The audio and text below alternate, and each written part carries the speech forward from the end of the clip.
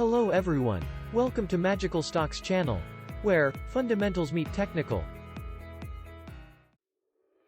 Ang PSE Index ay may mataas na performance sa nakaraang linggo, bumalik ito mula 6,612.62 noong January 29, 2021, hanggang 7,019.18 nitong February 5, 2021.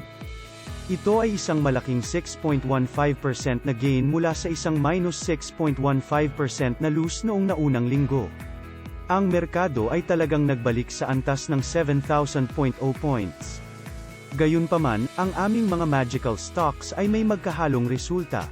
Ang unang batch ay hindi gaanong malakas na nakakakuha lamang ng 1.01% na gain mula 200.89k pesos hanggang 202.93k pesos. Ang pangalawang batch ay may isang mahusay na performance sa 7.18% week-on-week mula 170.97k pesos hanggang 183.25k pesos, bumabalik din mula sa malalim na loss nito noong nakaraang linggo na nasa minus 9.83%. Sa pangkalahatan, ang kabuuang kita ng aming magical stocks ay umakyat mula 31.14k hanggang 45.46k pesos. Para sa video ng linggong ito, i-update namin ang una at pangalawang batch ng magical stocks kasama ang mga November at December 2020 experimental magical stocks. Bago tayo magpatuloy sa ating update at kung interesado kang mag-invest gamit ang aming magical stocks o nais lamang na i-check ang pagiging epektibo ng aming sistema, mangyaring i-like ang channel na ito, mag-subscribe at pindutin ang notification button upang mapanatili kang updated kada linggo. Talakayin muna natin ang performance ng November experimental stocks mula January 29, 2021, hanggang February 5, 2021. Narito ang aming worksheet para sa mga pang-eksperimentong stock.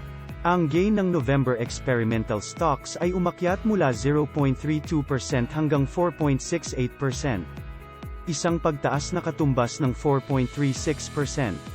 Tatlo sa mga stock ang naging green mula sa red tick noong nakaraang linggo kung saan ito ay ang LTG, MEG, at MPI. Sa kasalukuyan, ang DMC lamang ang naglulus sa minus 4.50%. Tingnan natin ang trend chart na nagsimula naming i-monitor noong November 2020. Ang PSE Index ay umakyat mula minus 7.77% hanggang minus 2.10% na nakakuha ng 5.67% na gain. Ang experimental magical stocks ay tumaas din mula 0.32% hanggang 4.68%.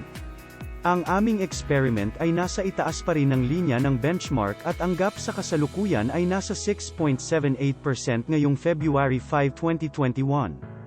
Parehong ang index at ang experiment ay nasa uptrend kung saan ang index ay nasa ibaba pa rin ng aming benchmark. Talakayin natin ngayon ang performance ng December experimental magical stocks mula January 29, 2021, hanggang February 5, 2021. Narito ang aming worksheet para sa aming December experimental stocks. Ang FGen ay umakyat mula 5.67% hanggang 6.56%. Ang TEL ay halos nasa halaga ng break-even. Ang top loser ay DMC pa rin na ngayon ay naglulus ng minus 12.54%. Naging green ang LTG na may 7.63% na gain mula sa isang red tick noong nakaraang linggo.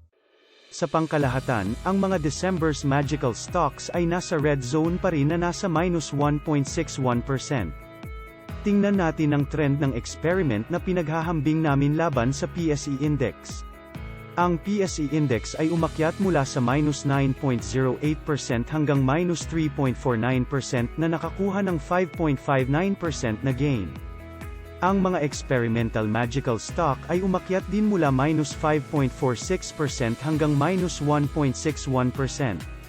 Ang aming experiment ay napanatili ang gap nitong ikalawang linggo na kasalukuyang nasa 1.88% ngayong February 5, 2021.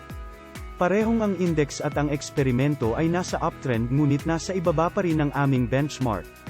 Narito ang worksheet ng aming una at pangalawang batch na magical stocks.